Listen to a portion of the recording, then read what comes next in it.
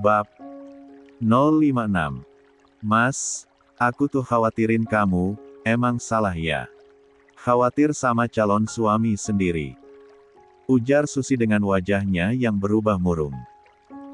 Sudah 2 bulan ini Susi menjalin hubungan diam-diam dengan Pak Bandi, dan minggu lalu, setelah Susi merayunya sedemikian rupa, Pak Bandi pun setuju untuk menikah dengannya. Susi adalah janda bahenol di kampung sebelah, suaminya meninggal dan meninggalkan banyak warisan. Jadi, Susi tak perlu lagi mencari suami yang kaya, karena ia sudah termasuk dalam kategori orang kaya. Kenapa Susi si janda kaya dan bahenol malah sukanya dengan Pak Bandi? Jawabannya adalah, ketika Susi sedang melihat satu lihat ladangnya yang ada di kampung Kuningan, Susi tak sengaja melihat Pak Bandi yang sedang mandi di kali. Dan tak sengaja Susi melihat sosis Pak Bandi yang di matanya sangat gagah. Pun Pak Bandi yang sedang mandi, terlihat tampan di mata Susi. Dari sana Susi si janda bahenol pun terpesona dan langsung jatuh cinta pada pandangan pertama pada Pak Bandi. Walau sudah berumur 50 tahunan, Pak Bandi masih terlihat tampan dan gagah. Ketampanannya menurun kepada anak keduanya, Faris. Dan Susi yang sudah jatuh cinta dan sudah haus belayan laki-laki pun tak memperdulikan Pak Bandi yang orang miskin pun masih punya istri. Dan untuk mendekati Pak Bandi, Susi pun memperkerjakan Pak Bandi di ladangnya. Dari sanalah awal pendekatan mereka dan Pak Bandi berakhir terjebak dengan pesona si janda bahenol kampung sebelah. Kini pasangan peselingkuh itu pun merencanakan pernikahan. Dek Susi, jangan sedih. Maafin Mas ya, bukan maksud Mas kayak gitu, ucap Pak Bandi gelagapan melihat raut sedih di wajah Susi. Untuk menenangkan Susi, Pak Bandi mengusap-usap pipi Susi. Susi pun tersenyum, mendapatkan perhatian dari calon suaminya, hati Susi sudah merasa senang. Mas tidak apa-apa kan? Sekarang tinggal di mana? Tanya Susi. Mas ndak apa-apa dek, Mas tinggal di bekas kandang sapi milik tetangga. Alhamdulillah masih ada yang berbaik hati. Jawab Pak Bandi. Susi pun terperangah dengan jawaban Pak Bandi. 3. Mas tinggal di kandang sapi. Ya Allah Mas kasihan banget. Mas ikut sama aku aja yuk. Tinggal di rumahku, kan sebentar lagi kita juga mau nikah, kata Susi. Pak Bandi menggeleng. Gak bisa deh Susi, terus Siti gimana? Gak mungkin kan ditinggal gitu aja di kandang. Gitu-gitu dia istri Mas. Pak Bandi tidak setuju dengan usulan calon istrinya. Wajah Susi kembali murung, sesaat ia lupa kalau calon suaminya adalah suami orang. Kalau dibawa sekalian aja gimana Mas? Aku ada kok rumah kosong di sebelah rumahku, di sana cuma jadi tempat penyimpanan gabuh dan hasil panen lainnya. Kalau cuma ditinggali satu orang mah masih bisa kayaknya. Cetus Susi lagi. Lah sangat berharap Pak Bandi bisa tinggal dengan dirinya. Tak peduli harus meremboyong istrinya sekalipun. Asalkan bisa hidup rukun, tak masalah bagi Susi. Pak Bandi menggelengkan kepalanya dengan cepat. Jangan dek, Siti itu sangat arogan. Bisa ngamuk kalau dia tahu kita ada hubungan. Tolak Pak Bandi tidak setuju.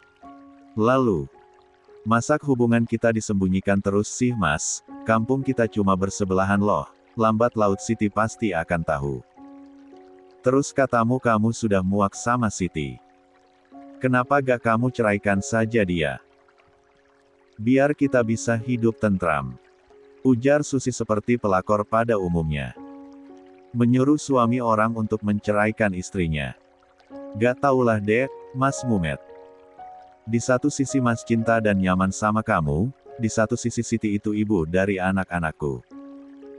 Walau ia menyebalkan tetapi dia perempuan yang menemani Mas dari Mas masih kere sampai balik kere lagi.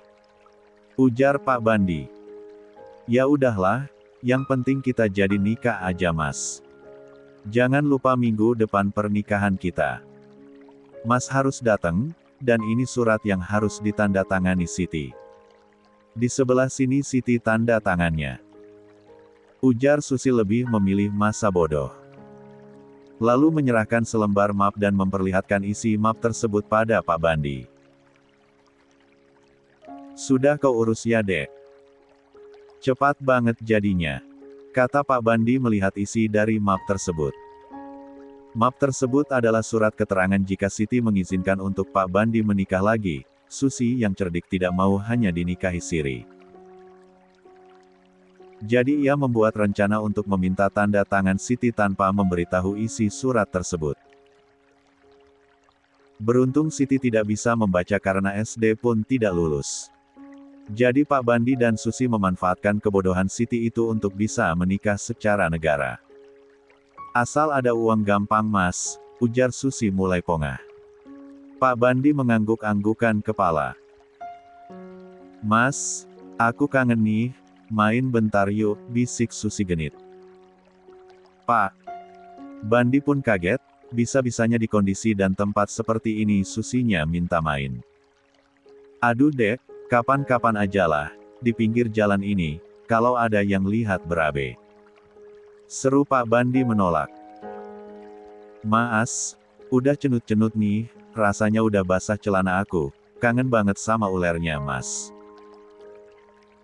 Seru Susi merengek. Karena janda kurang belayan dan maunya hanya sama Pak Bandi seorang, Susi pun selalu kangen dan 4. Sudah gatal jika berjauhan dengan Pak Bandi. Pak Bandi uring-uringan, ia celingak-celinguk ke kanan dan ke kiri, dan keadaan terlihat sangat sepi karena sudah mulai larut malam. Mumpung sepi mas, udah jam 9 ini, pastilah orang-orang pada tidur. Yuk main bentar, di balik pohon mangga besar itu tuh, gak ada orang yang lihat. Ujar Susi lagi, lalu Susi segera menuntun motor matiknya dan memarkirkannya di bawah pohon pisang yang lumayan rimbun. Sedangkan Pak Bandi pun manut saja, sesungguhnya Pak Bandi juga ingin, hanya takut ada yang lihat saja. Kini keduanya sudah berada di bawah pohon mangga, dan ada pohon pisang di dekat pohon mangga tersebut, cukup rimbun dan tidak gampang diketahui orang. Apalagi didukung minim pencahayaan. Plak. Dek, banyak nyamuk ini. Keluh Pak Bandi. Bentar aja mas, 10 menit aja, taban ya. Seru Susi yang sudah benar-benar tidak tahan. Susi mulai menyingkap roknya dan Pak Bandi pun menuruti kemauan Susi.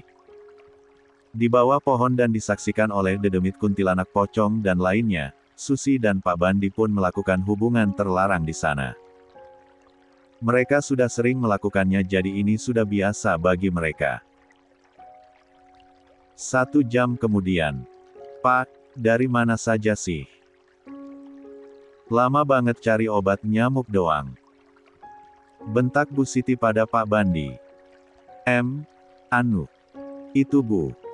Pak Bandi terdengar gugup, nafasnya masih ngos-ngosan dan ia berkeringat. Au, mana obat nyamuknya? Semprot Bu Siti menengadahkan tangan. Mata Pak Bandi mengerjap-ngerjapkan matanya. Alamak. Ia lupa membeli obat nyamuknya. Karena ketemu sama Susi, ia jadi lupa segalanya, termasuk membeli obat nyamuk yang menjadi tujuan awalnya. Itu Bu, obat nyamuknya gak ada. Jawab Pak Bandi gugup. Gak ada gimana maksud Bapak? Terus kenapa lama sekali? Semprot Bu Siti lagi. Itu, maksudnya warungnya tutup Bu, dan Bapak lama Larena tadi muter satu kampung tapi warungnya pada tutup semua. Jadi obat nyamuknya gak dapat. Ucap Pak Bandi beralasan. Bu Siti pun mendengus. Bapak ini gimana sih? Sudah lama perginya tapi gak dapat obat nyamuk juga. Memang udah jam berapa sih ini?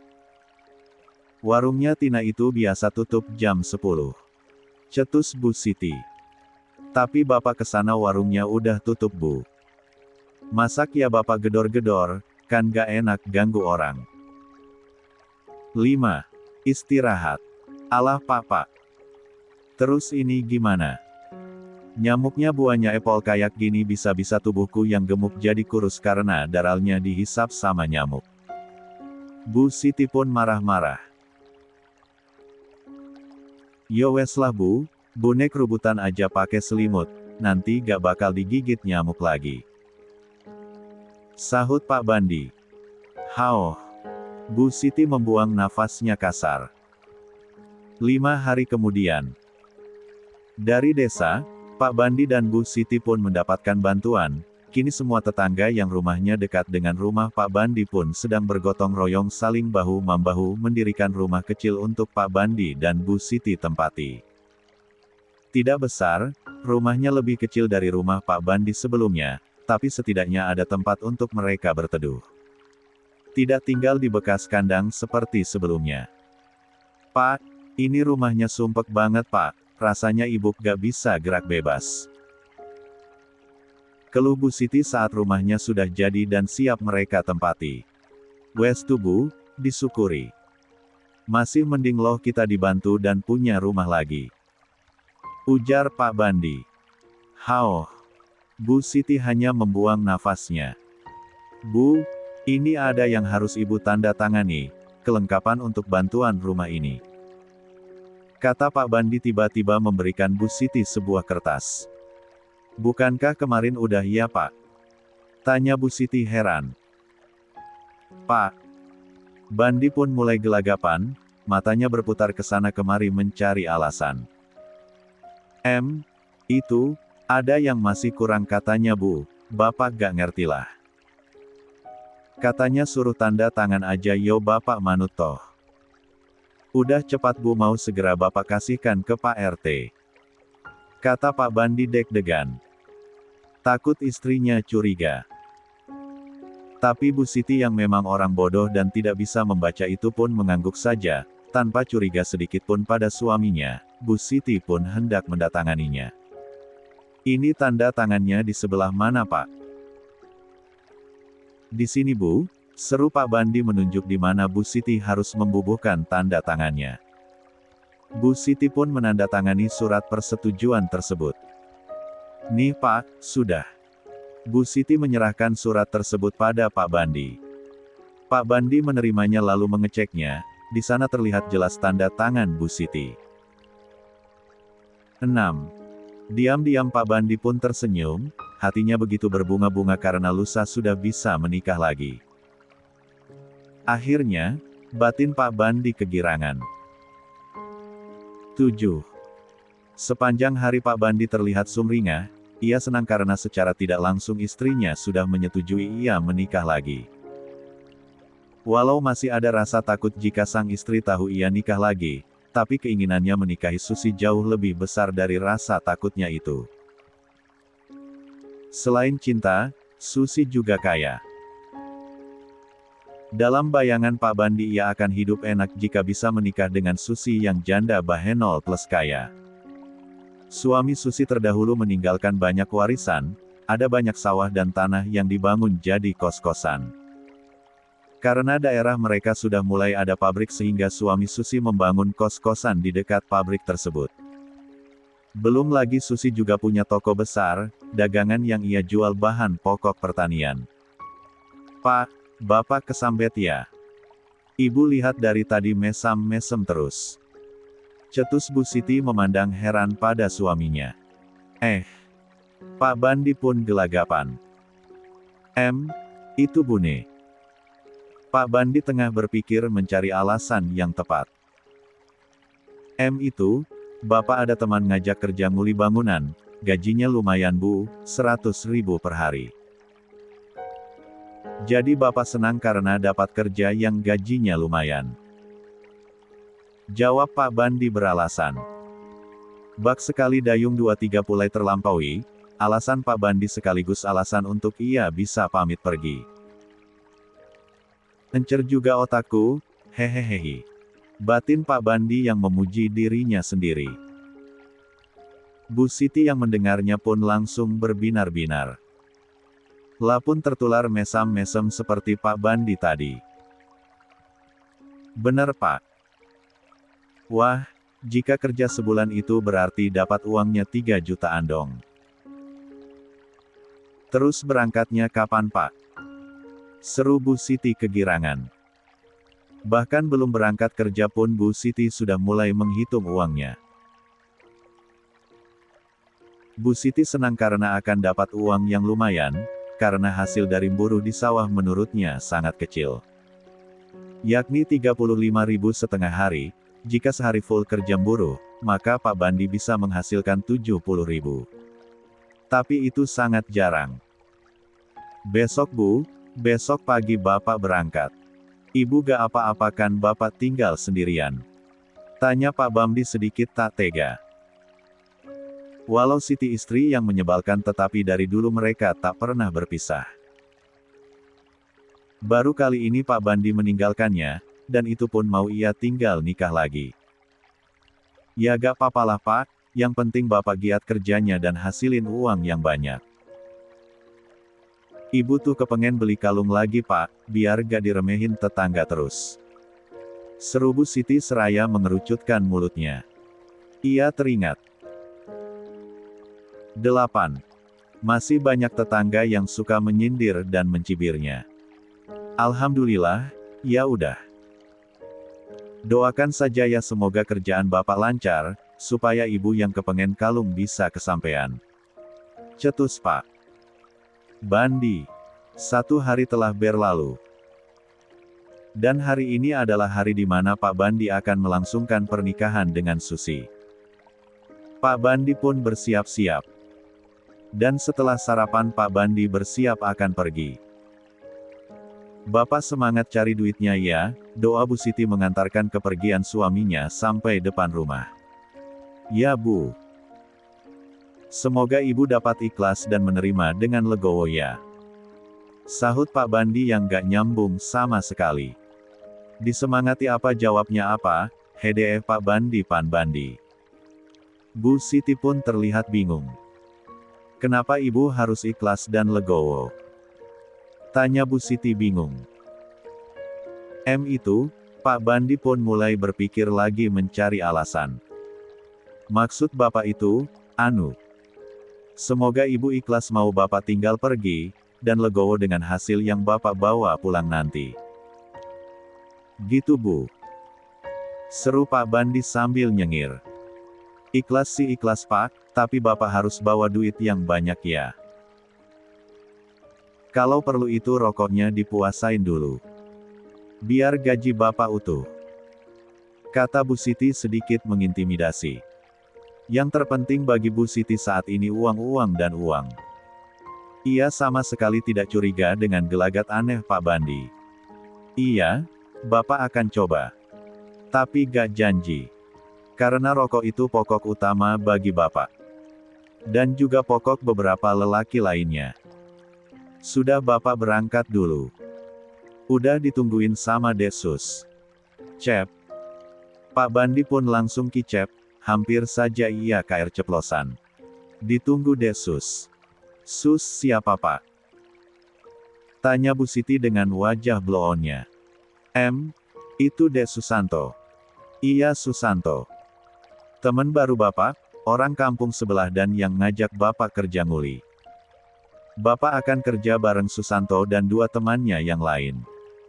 Jawab Pak Bandi kembali mengarang kebohongan lain. Oh, dengan bodohnya Bu Siti pun langsung percaya saja dengan ucapan suaminya.